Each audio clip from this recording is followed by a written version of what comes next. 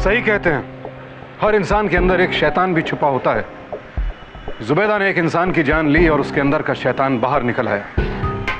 खुद को कानून के हवाले करने के बजाय जुबैदा ने एक ऐसा रास्ता चुना जिसने उसे मौत से भी बदतर जिंदगी जीने को मजबूर कर दिया।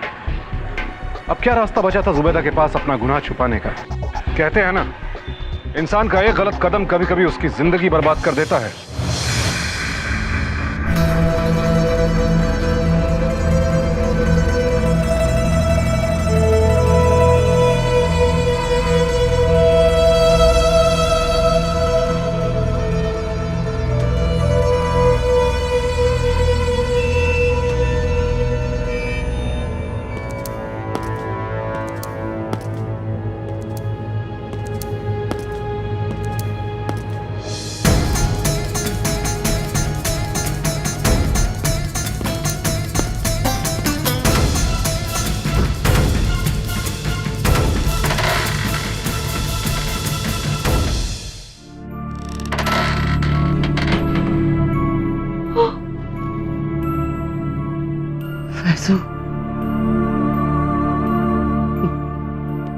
मैंने उसे खत्म कर दिया,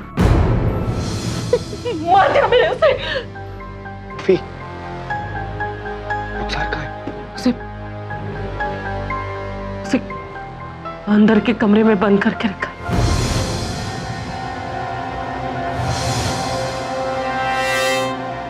फूफी जान, अब ये सोचिए कि करना क्या है। इस लाश को ठिकाने कैसे लगाएं? पूरी की पूरी लाश को छुपाना बहुत मुश्किल होगा। इतनी घनी बस्ती है हमारी और इतनी पतली गलियां। हम एक साथ इस लाश को यहां से नहीं ले जा पाएंगे। फैजू, मेरी समझ में नहीं आ रहा क्या करूं। अगर किसी को पता चल गया तो नहीं, मुझे बचना होगा। मेरी बच्ची के लिए मुझे बचना होगा। कुछ करना होगा हमें। क्या करें? एक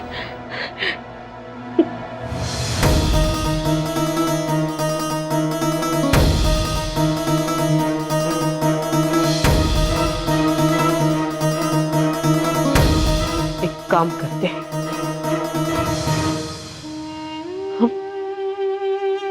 हम इसके जिस्म के छोटे छोटे टुकड़े कर देते हैं, फिर उसका कोरमा बना देंगे। उसमें ढेर सारे खुशबू वाले मसाले डाल देंगे। फिर हम उन टुकड़ों को कहीं दूर जाके फेंक देंगे। अगर किसी ने पूछा तो कह देंगे कि नियाज का खाना खराब हो गया था। एक जुर्म को छुपाने के लिए अपराधी दूसरा जुर्म करता है और इस तरह गुनाहों के चक्रव्यूह में फंसता चला जाता है। न जाने जुबैदा का वो कौन सा पागलपन था जिसने उसे इतने बड़े अपराध की तरफ धकेल दिया। लेकिन अपराधी फिर चाहे कितना अपने आप को बचा ले, ना वो खुद को कानून के शिकंजे से बचा पाता है और ना अपनी आत्मा के।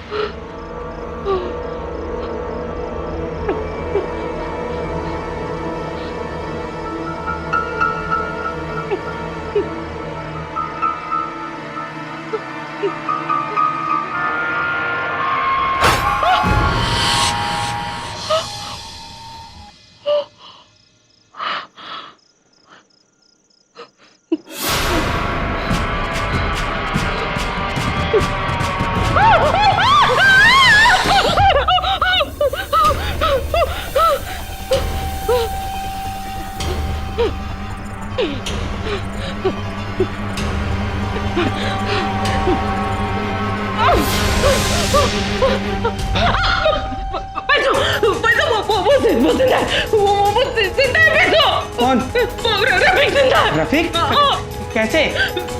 मैंने उसे देखा, वो बाथरूम में मेरे पीछे खड़ा था।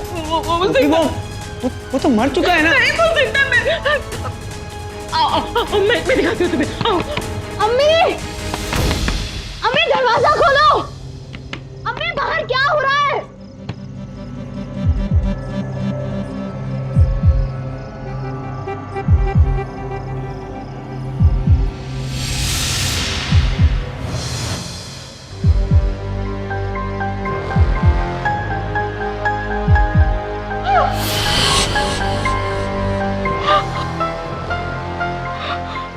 मैंने कहा था कि वो मर चुका है। ये आपका ये सब वहम है। आप फिक्र मत कीजिए, मैं अपनी चाबी भूल गया था, बस वही लेने वापस आया था। अभी मैं चलता हूँ, आप अपना ध्यान रखिएगा।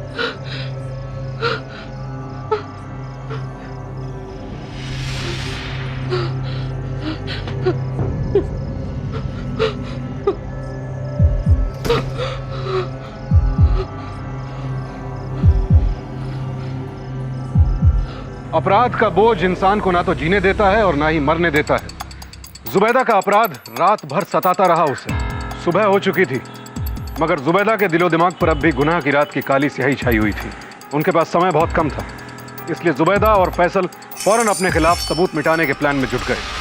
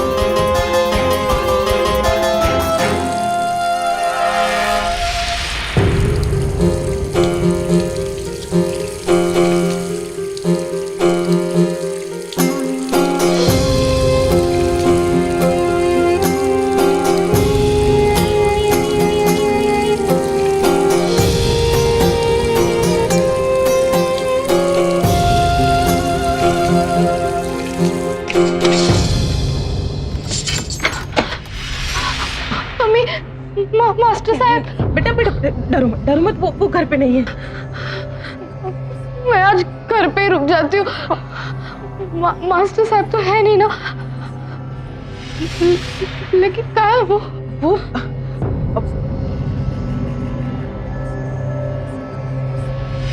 वो 3-4 दिन के लिए बाहर गए हैं।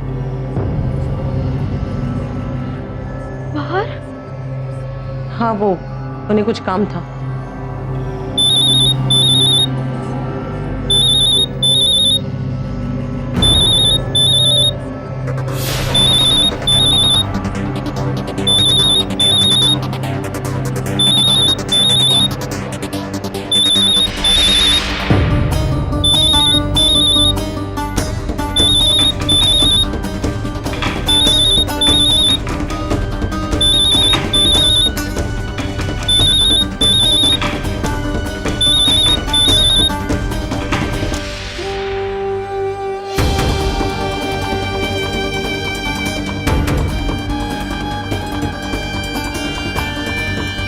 बेटा, हमने मास्टर जी की दहशत को हमेशा हमेशा के लिए खत्म कर दिया।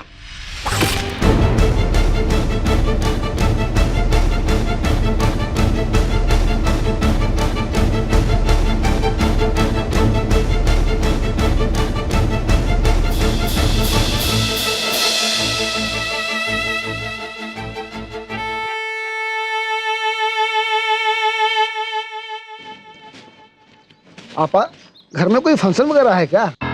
जी नहीं, नियाज है घर पे, फकीरों को खाना खिलाना। लीजिए। कुछ ज्यादा पहले से लॉट फूड उसके बाद लाइक यार मन लगा फैजू,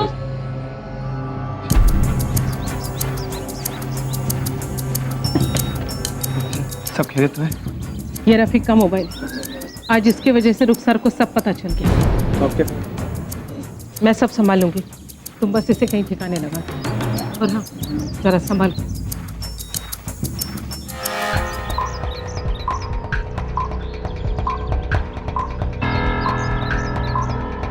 वो रफीक मियां दिखाई नहीं दे रहा। जी वो कल रात से घर नहीं आए हैं। लगता है जनाब मैखाने से घर का रास्ता भूल गए।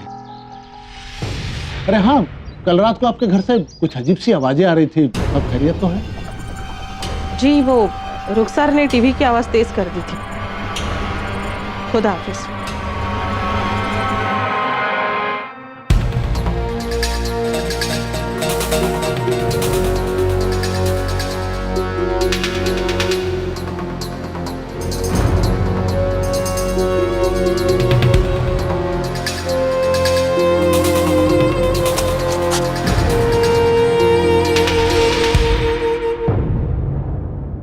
रुखसार,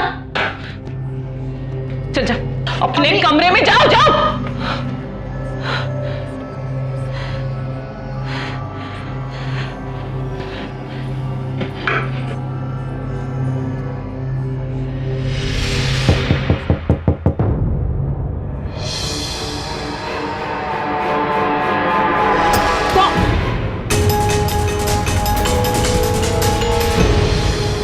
कल रात मैंने बहुत अजीब सा ख्वाब देखा।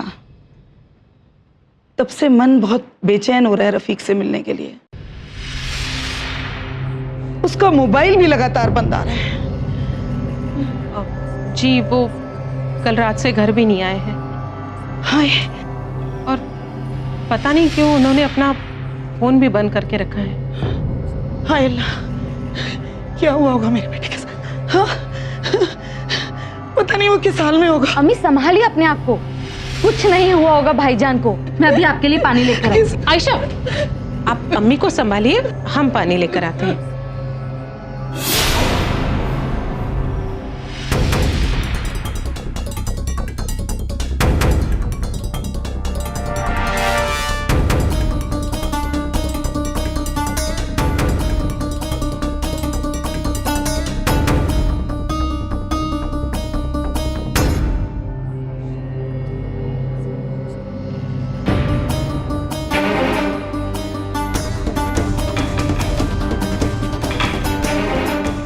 कुछ नहीं होगा अम्मी जान, चलिए हमें इजाजत दीजिए। जैसे ही भाईजान के बारे में कुछ पता चले या उनका फोन आए तो आप हमें खबर कीजिएगा। जरूर। चलिए अम्मी।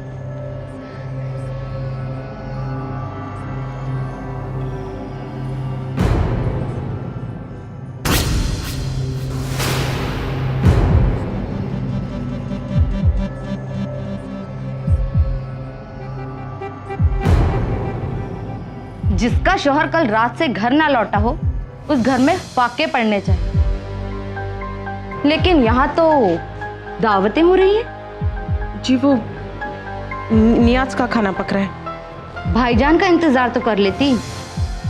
खैर, अगर आज रात तक भाईजान के बारे में कुछ पता नहीं चला तो हमें पुलिस को बताना होगा। चलिए।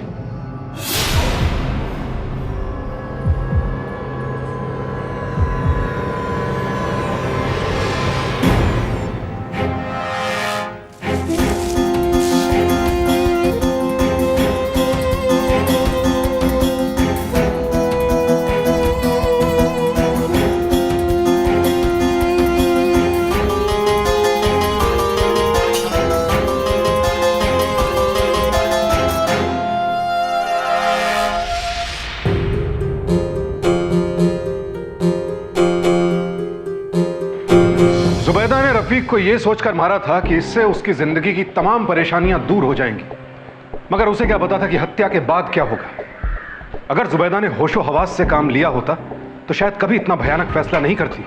अगर घर परिवार में उसकी बात सुनने वाला कोई नहीं था तो वो बाहर जाती, अपने पड़ोसियों का दरवाजा खटखटाती, अपने समाज के लोगों के सामने अपना दुख बयान करती, पुलिस से मदद मांगती। कोई ना कोई तो उसे जरूर मिलता जो उसकी बात सुनता। मगर जुबैदा ने शायद बहुत जल्दी हार मान ली थी और अपना फैसला भी कर लिया था। अस्सलाम वालेकुम। वालेकुम अस्सलाम। कहाँ जा रही हैं? मैं कुछ मदद कर दूं? जी नहीं, हम यहीं अपने खाला के घर जा रहे हैं। और हाँ सुनिए, आपके शौहर वापस आ गए? जी नहीं। फिर तो आपको पुलिस स्टेशन में कंप्लेंट लिखानी चाहिए। वैसे बहुत अच्छी पकड़ है मेरे थाने में, अगर आप कहें तो। जी नहीं, शुक्रिया। हत्या का अपराध तो उससे हो चुका था, लेकिन अब जुबैदा के सामने उससे भी बड़ी एक मुसीबत आ खड़ी हुई। वो चाहती थी कि जितना जल्दी हो सके लाश को ठिकाने लगाकर सारे सबूत मिटा दिए जाएं।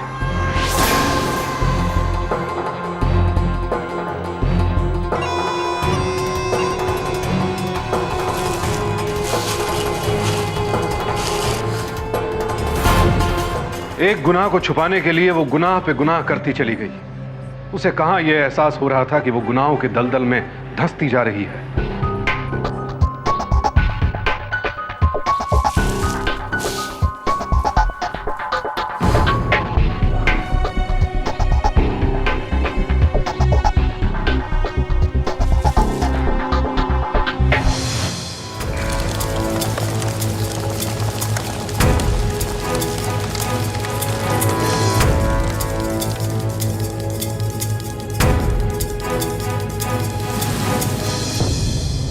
मुझे डर लग रहा है,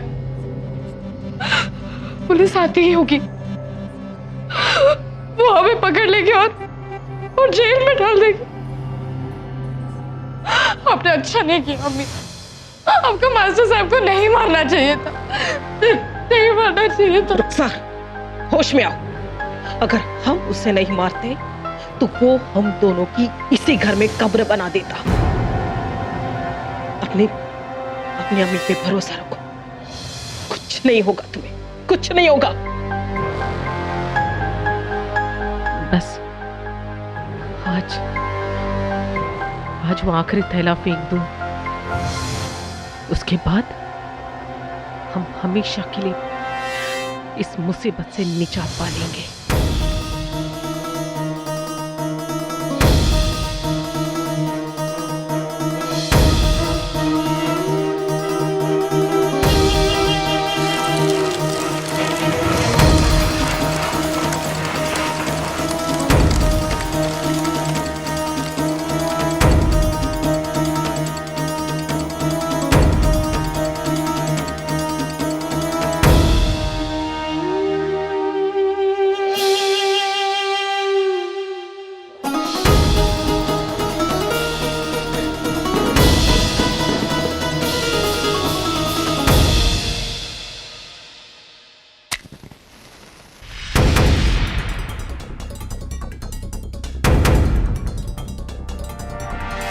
ओह, ये सुबह सुबह कौन का मखत मर गया?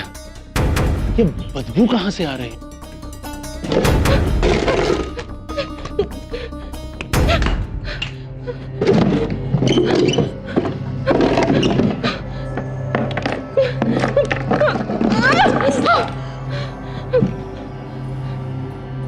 क्या करूं? गैस भी खत्म हो गई है। मैं ज्यादा देर इंतजार भी नहीं कर सकती, लेकिन मैं पकड़ी नहीं जाऊंगी।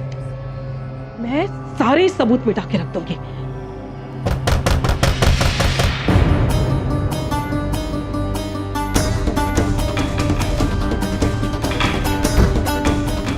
क्या चाहिए? आप लोगों को किसी मरे हुए जानवर की आवाज नहीं आ रही है? जी नहीं। कमाल है, आप लोगों को कुछ भी महसूस नहीं हो रहा है?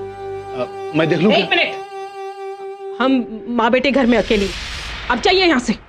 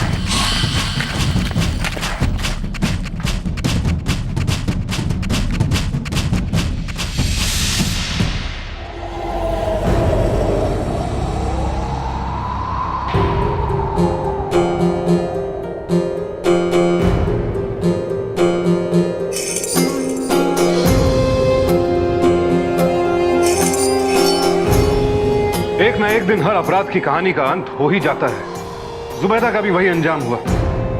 फैसल और उसे उनके किए की सजा मिली। अदालत ने जुबैदा को उम्र कैद की सजा सुनाई।